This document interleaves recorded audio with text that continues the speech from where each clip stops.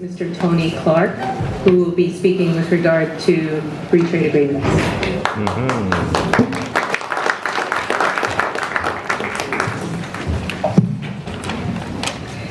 Thank you, and could you please, for the record, state your name and your expertise in the area of free trade agreements? My name is Tony Clarke, with an E on the end. And my background in terms of the trade issues has to do with being both a trade justice activist for about 25 to 30 years and heavily involved in the fight against the first modern comprehensive free trade agreement, which was between the United States and Canada, that was morphed into the North American Free Trade Agreement, NAFTA, and then went on to be engaged in work in building coalition work and everything around the World Trade Organization and around the multilateral agreement on investment. Thank you. And could you give your information, please, for the Tribunal with regard to the impact of free trade agreements on climate change and the rights of Mother Earth? Well, I guess I would start from a statement that was made by the chairman of the UNFCCC when it was held in Copenhagen in 2009. And this is Yvonne de Boer. And he made the following statement: there is no way that we can bring the degree of increase down to 2 degrees of increase for this century unless we do one thing, and that's shut down the global economy. I think it's worth reflecting on that, because that's what we're talking about when we talk about global trade agreements and regimes that have been put in place over the last 30 years.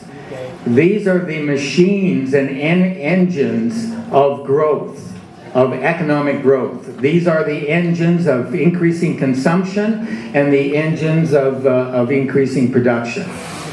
And it is that system of production that has resulted in a huge increase because we brought in this massive supermarket system through the trade agreement, through the trade regimes, that has risen, whereby greenhouse gas emissions have risen between 19 and 29%.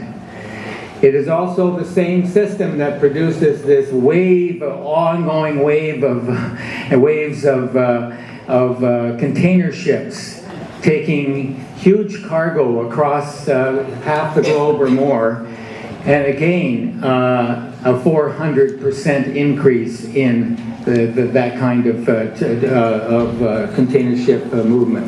So what we're dealing with is a massive growth that's gone way beyond the capacity of the Earth, and therefore the idea that we need 2.5 more planets in order to be able to survive. All that is being generated by the system itself, by the free trade system. And we shouldn't be surprised about that.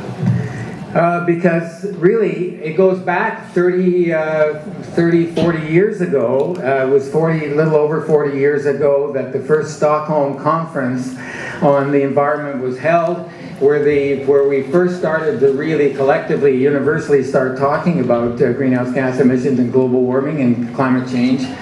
And a year later, the Trilateral Commission was formed, which brought together 336 CEOs of corporations, together with prime ministers, presidents, and so forth, to set up a whole process for redesigning the global economy to accommodate the growth and expansion of transnational capital.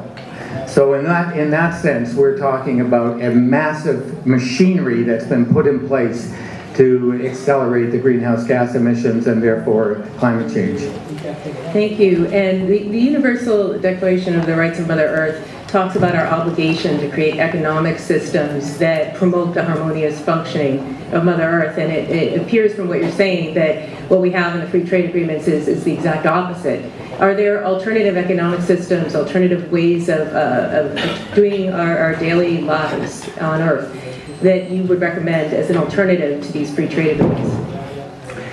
Well, first of all, I'd start from the premise we have to understand very clearly how the drivers behind the free trade agreements. These are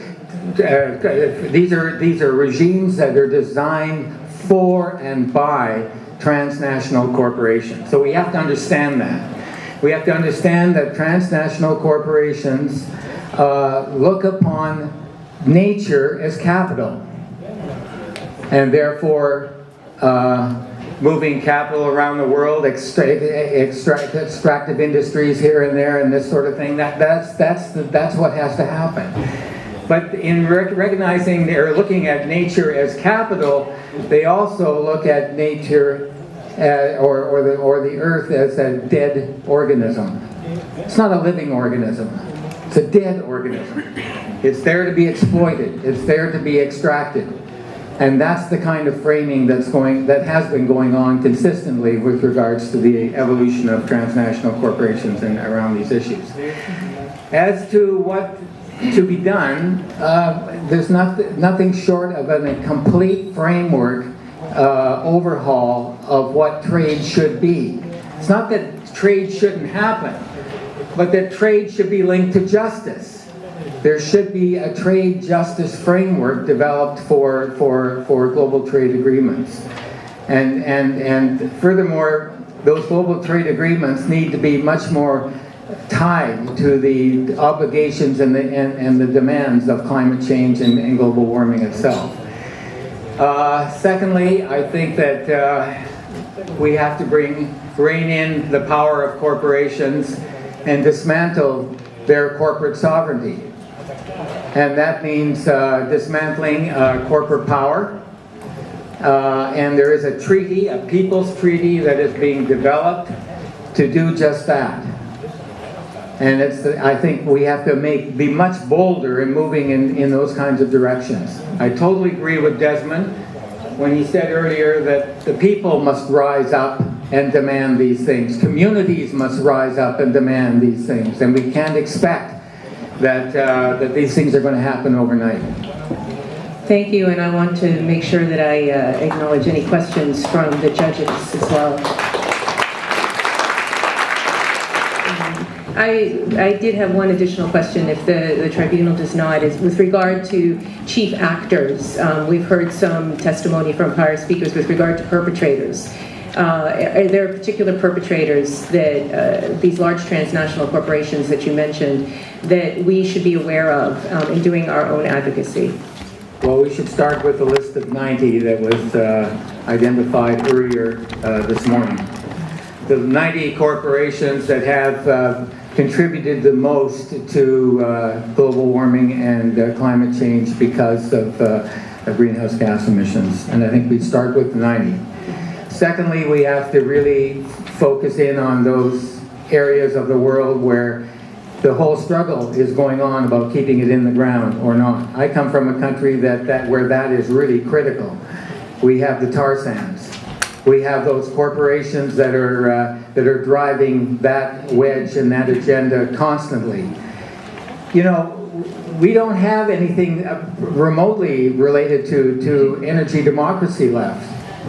We have no way of controlling this as people or as governments, because in the North American Free Trade Agreement with the United States, Canada is obligated to export energy at the same rate that it has for the previous 3 years, which means an escalating rate all the time. That is built into NAFTA as something called the proportionality clause, and that's part of it. I'm also talking about the fact that these trade agreements, we could go through a whole list of them right now and identify them. We don't have the time, but just simply to say this, that these trade agreements are preventing governments and people from moving towards renewable energy. It was a WTO ruling that came down and said that the Ontario government of Ontario government of Canada was in violation of the WTO rules because it did not because it employed people from our own country and created a production system whereby domestic content was really important. And we got shot down for that. Same thing's happening in India right now. India is being challenged in terms of its solar panels. And finally, the whole case that's coming forward now from TISA, the this is the services, global services agreement that's being negotiated. It's being released in the next day or two, that showing that that energy democracy and the possibilities of any communal, social ownership over energy and renewable energy in the future will be foreclosed by that agreement. Thank you so much for your testimony. Me gustaría saber si usted nos puede decir categóricamente, ¿tiene el aparato de traducción? Me gustaría saber si usted puede afirmar categóricamente si el sistema económico mundial tal como está organizado por la Organización Mundial de Comercio, el Banco Mundial, el Fondo Monetario y sus herramientas como son los tratados de libre comercio o los programas de ajuste estructural pueden ser considerados responsables directos de los crímenes contra la madre tierra. Absolutely. Absolutely. We have to take on that trinity, those three big ones, but we have to do it recognizing who's really benefiting from the World Bank, the IMF, and the World Trade Organization. Who's really benefiting from those Bretton Woods institutions? Great. Okay? Thank you very much. And our Secretary